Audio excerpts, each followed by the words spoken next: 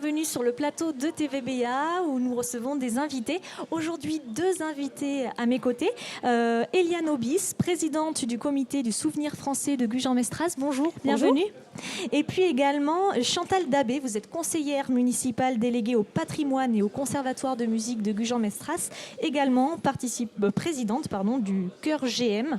Et bienvenue. Bonjour. Également à vous aussi, merci d'être sur le plateau TVBA. On va évoquer un moment phare de cette semaine, les commémorations du centenaire de la Grande Guerre, de l'armistice, de la guerre 14-18, puisque la municipalité de Gujan-Mestras s'investit pour rendre hommage à tous ces poilus qui ont payé un lourd tribut. Oui, c'est un devoir de mémoire et c'est pour ça que nous avons choisi avec le Souvenir français et toutes les associations d'anciens combattants, nous avons choisi cette veillée qui est pour toute la population et qui fédère un petit peu aussi bien les anciens que les jeunes. Alors, c'est-à-dire qu'il va y avoir bien sûr un moment solennel dimanche, mais vous avez décidé de commencer ce travail de mémoire dès le samedi soir et ce sera à la salle des fêtes. Ça sera à la salle des fêtes. D'abord une première partie au Monument aux Morts à 20h30 et ensuite à la salle des fêtes. Alors quel va être le programme de cette veillée? Alors le programme de la veillée, 20h30 nous serons au Monument aux Morts et il y aura la nomination bien sûr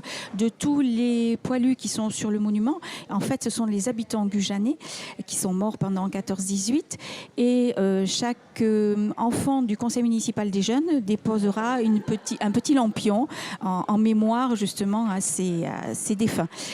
Et ensuite, à partir de 21h, dans la salle des fêtes, il y aura des lectures, il y aura de la musique et il y aura une pièce de théâtre fait par divers acteurs de Gujan. Alors vous évoquiez la lecture des noms des poilus qui va être donc faite à l'occasion de cette veillée. Quel est le tribut qu'a payé la ville de Gujan-Mestras pendant ce conflit ? Le tribut de la ville de Gujan-Mestras, ils étaient quand même 113 morts pendant la guerre. Et ensuite, il y a quand même une liste où ils n'ont pas été sur le monument. Et ils sont à peu près une trentaine. Alors, c'est-à-dire qu'en fait, il y en avait 113 qui habitaient Gujan, qui sont partis sur le front, oui, mais également une trentaine qui étaient nés sur la commune, qui ne l'habitaient plus peut-être au moment de la guerre. Qui ne l'habitaient plus, mais qui habitaient dans les communes aux alentours. Voilà, il ne faut pas les oublier non plus. Il ne faut pas les oublier. Alors justement, ne pas les oublier, c'est votre travail à vous, en tant que présidente du comité du souvenir français. Vous participez à ces commémorations et en particulier, vous serez très présent le dimanche au moment de l'hommage officiel. Bien sûr. Et je remercie les associations d'anciens combattants d'avoir participé pour porter les uniformes de tous ces poilus et corps d'armée constitués qui ont servi pendant la guerre. Donc voilà, il y aura un défilé qui partira de la place de l'église à la fin de la messe, c'est-à-dire vers 11h45 environ, après le dépôt de gerbes derrière au cimetière de l'église, le dépôt de gerbes bien sûr sur le carré militaire. Donc ce défilé partira, il sera constitué donc de tous les corps d'armée constitués, tous seront en costume 14-18, sans oublier les infirmières, puisque les femmes ont donné un lourd tribut pendant la guerre de 14-18 et toutes les guerres qui ont suivi bien sûr. Voilà. Donc il y aura, et nous rendrons également aussi un hommage aux animaux qu'il ne faut pas oublier, car ils ont sauvé beaucoup d'hommes et de vies humaines durant ces conflits. Alors quels animaux par exemple? Alors les animaux, nous aurons bien sûr les chevaux, nous aurons les chiens et les pigeons. Les pigeons qui étaient soldats. Ils avaient le titre de soldats, ils étaient soldats. Et donc, en particulier, il y aura le message du dernier pigeon, du commandant Rénal, qui sera lu. Voilà, qui devait appeler du renfort pour le fort de Vaux, qui était en grande difficulté à ce moment-là, encerclé par les troupes allemandes. Très bien, voilà, une histoire aussi à découvrir. La petite histoire dans la grande, comme on dit. C'est ce qu'on dit. Alors, au-delà de ces cérémonies du 11 novembre, oui. Vous, Souvenir français, quelle est votre vocation, votre mission? Alors, le Souvenir français est une association loi 1901 qui a été reconnue d'utilité publique en 1906. Elle a bien sûr une vocation, c'est le devoir de mémoire. C'est de maintenir ce devoir de mémoire et de le transmettre aux générations qui nous suivent, aux générations futures.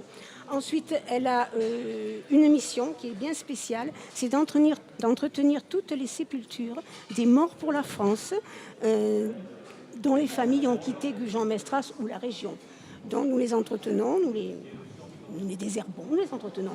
Et ensuite, le Souvenir français dépose tous les ans, pour le 1er novembre, qui est la journée du Souvenir français, nous déposons 30 bouquets sur toutes les tombes recensées, donc des morts pour la France, inhumées dans les cimetières gujanais. Et si vous le permettez... Oui, je crois que vous avez un appel à petit passer appel, justement à s'il cette vous plaît. occasion. Voilà, Allez-y, c'est je vous en gentil, prie. merci. Alors écoutez, je profite de cette occasion sur le plateau pour lancer un appel aux familles qui ont des parents morts pour la France, qui sont inhumés dans ces cimetières gujanais et que nous n'avons pas recensés pour des raisons diverses. Donc si ces personnes veulent bien se faire connaître et nous donner par téléphone, ou surtout peut-être écrire plutôt au Souvenir français, 19 allée du Moulin Neuf, 33 470 Gujan-Mestras. Souvenir français, comité de Gujan-Mestras. Comité de Gujan-Mestras, Voilà. donc pour que vous ayez cette Voilà. liste complète, Voilà. cette connaissance des personnes qui sont Afin qu'ils ne inhumées soient pas oubliés. sur Gujan-Mestras. Alors qu'ils y sont, certainement et sûrement même. Hein, voilà. Alors on a pu s'entretenir donc avec Madame Eliane Aubis, représentante du comité du Souvenir français. Il y a d'autres organisations et d'autres acteurs locaux que vous avez souhaité associer à ces commémorations. On peut les citer peut-être rapidement pour leur participation. Nous avons Lire et Délire qui fera des paroles de Verdun. Ils sont quand même 6 acteurs. Ils font partie de notre culture gujanaise, de la culture. Ensuite, nous avons 3 personnes importantes de la ville qui liront des lettres de leur grand-oncle, de leur grand-père. Et moi, je finirai par une poésie d'un poilu qui est mort en 1915 dans les tranchées. Et c'est une poésie vraiment gujanaise. Et ensuite, nous clôturerons notre soirée commémorative par des chants faits par des chants d'époque de 14-18 par le chœur GM du Conservatoire municipal de musique.